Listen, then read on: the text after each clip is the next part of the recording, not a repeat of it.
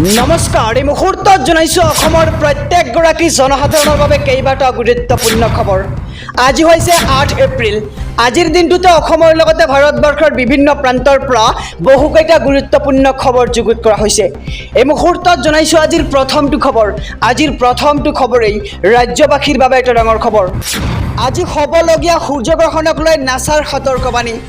সূৰ্যগ্ৰহণে আনিব পাৰে ভয়ংকৰ বিপদ। মোবাইল ব্যৱহাৰকাৰীক সাৱধান কৰি দিলে এইবাৰ নাছাই। ভুলতো ফটো নল'ব সূৰ্যগ্ৰহণৰ। ৰেডিয়েশ্যনে মাতিব পাৰে বিপদ। আৰু আজি ডাউন হ'ব পাৰে ইণ্টাৰনেট সেৱা।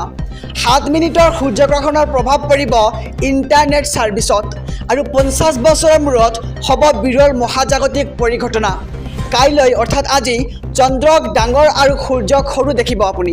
আৰু 7 মিনিট 14 ছেকেণ্ডৰ বাবে অন্ধকাৰ হ'ব সমগ্ৰ পৃথিৱী।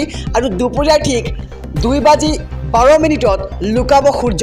আৰু অহা 126 বছৰলৈ পুনৰ এনে পৰিঘটনাৰ সাক্ষী নহ'ব বিশ্ববাসী। আৰু মেক্সিকো, কানাডা আৰু আমেৰিকাত দৃশ্যমান হ'ব সম্পূৰ্ণ সূৰ্যগ্ৰহণ। প্ৰশান্ত মহাসাগৰীয় দেশসমূহৰ পৰা দেখা পোৱা যাব এই বিৰল ঘটনা। আৰু পূৰ্বে এনে দীঘলীয়া সম্পূৰ্ণ গ্ৰহণ হৈছিল 1973 চনত।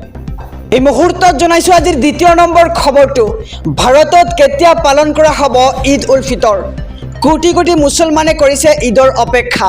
পবিত্ৰ ৰমজান মাহৰ শেষত প্ৰতিগৰাকী মুছলমানে পালন কৰিব পবিত্ৰ ঈদ। জন দেশৰ ওপৰত আধাৰিত হ'ব ঈদৰ দিন। আৰু ভাৰতত 10 বা 11 এপ্ৰিলত ঈদ হ'ব বুলি অনুমান কৰা হৈছে। ঈদৰ পূৰ্বে ঘোষণা কৰা হ'ব সঠিক তাৰিখ। আৰু ছৌদি আৰবত জন দেখাৰ পিছত ঘোষণা কৰা হ'ব ভাৰতত ঈদৰ তাৰিখ। আৰু বিশ্ব শান্তিৰ বাবে আদায় কৰিব সমূহীয়া নামাজ বিশ্বৰ মুছলমানে। আৰু ভাৰতত কেতিয়া পালন কৰা হ'ব ঈদ উল ফিতৰ। পবিত্ৰ ৰমজান মাহৰ শেষত প্ৰতিগৰাকী মুছলমানে পালন কৰিব পবিত্ৰ ঈদ। আৰু ভাৰতত আগন্তুক 10 বা 11 এপ্ৰিলত ঈদ হ'ব বুলি অনুমান কৰা হৈছে। বৰষুণ নহয়, এইবাৰ ভয়ংকৰ হিটৱেভৰ এলাৰ্ট। সমগ্ৰ দেশত তীব্ৰ গৰম হোৱাৰ সম্ভাৱনা। কেইবাখনো ৰাজ্যলৈ হিটৱেভৰ সতৰ্কতা জাৰি। এসপ্তাহৰ বাবে জাৰি কৰা হৈছে হিটৱেভৰ এলাৰ্ট। ভাৰতীয় বতৰ বিজ্ঞান বিভাগে শুক্ৰবাৰে জাৰি কৰে এই এলাৰ্ট। আৰু গ্ৰীষ্ম প্ৰৱাহে দহিব এইবাৰ দেশ। বৃদ্ধি হ'ব তাপমাত্ৰা। সৰ্বাধিক তাপমাত্ৰা 40ৰ পৰা 43 ডিগ্ৰী চেলছিয়াছ পৰ্যন্ত বৃদ্ধি হোৱাৰ আশংকা। উৰিষ্যা, পশ্চিমবংগ, ঝাৰখণ্ড, মহাৰাষ্ট্ৰ, কৰ্ণাটকে ধৰি অন্ধ্ৰপ্ৰদেশ, পুডুচেৰী, তেলেংগানা, ছত্তীশগড়, ঝাৰখণ্ড আৰু তামিলনাডুত পৰিস্থিতি অধিক ভয়ংকৰ হোৱাৰ আশংকা। দুপৰীয়াৰ পৰা আবেলি 3 বজাৰ ভিতৰত হ'ব অধিক হিটৱেভ। এই মুহূৰ্তত জনাইছোঁ আজিৰ চতুৰ্থ নম্বৰ খবৰটো। ৰাজ্যবাসীলৈ আৰু এটা ডাঙৰ খবৰ। ৰেচন কাৰ্ড থকা সকলৰ সুবিধাৰ্থে নতুন আঁচনি ঘোষণা এইবাৰ মুখ্যমন্ত্ৰী ডক্টৰ হিমন্ত বিশ্ব শৰ্মাৰ। ৰেচন কাৰ্ড থকাসকলে লাভ কৰিব চৰকাৰৰ নতুন আঁচনিৰ সুবিধা। ৰেচন কাৰ্ড থকা পৰিয়ালৰ মুৰব্বীজনৰ বীমা কৰাই দিব এইবাৰ চৰকাৰে। বীমাৰ প্ৰিমিয়ামৰ টকা দিব এইবাৰ চৰকাৰে। আৰু ৰেচন কাৰ্ড থকা সকলৰ বাবে বিষয়ত ঘোষণা কৰিছে এবাৰ ৰাজ্যৰ মুখ্যমন্ত্ৰী ডক্টৰ হিমন্ত বিশ্ব শৰ্মাই। এখন কাৰ্ড অৰ্থাৎ 5টা বেটা বেটি। আৰু ৰেচন কাৰ্ডৰ সুবিধাৰ কথা কৈ এই মন্তব্য মুখ্যমন্ত্ৰীৰ। আৰু মাকুমত সন্দৰ্ভত সোণালৰ সৈতে নিৰ্বাচনী প্ৰচাৰ এইবাৰ মুখ্যমন্ত্ৰীগৰাকীৰ।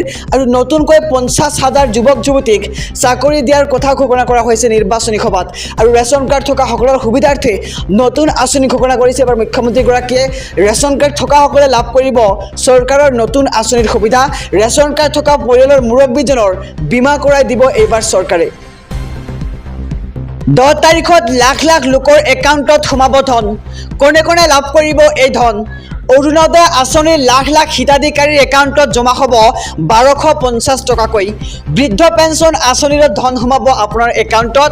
বিধৱা পেঞ্চন আঁচনিৰো ধন জমা হ'ব আপোনাৰ একাউণ্টত।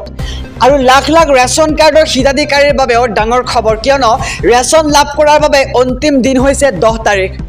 1 তাৰিখৰ পৰা 10 তাৰিখৰ ভিতৰত সংগ্ৰহ কৰিব লাগিব আপুনি বিনামূলীয়া ৰেচন। আৰু অন্ন সুৰক্ষা সপ্তাহত ৰেচন সংগ্ৰহ কৰাটো আপোনাৰ বাবে বাধ্যতামূলক।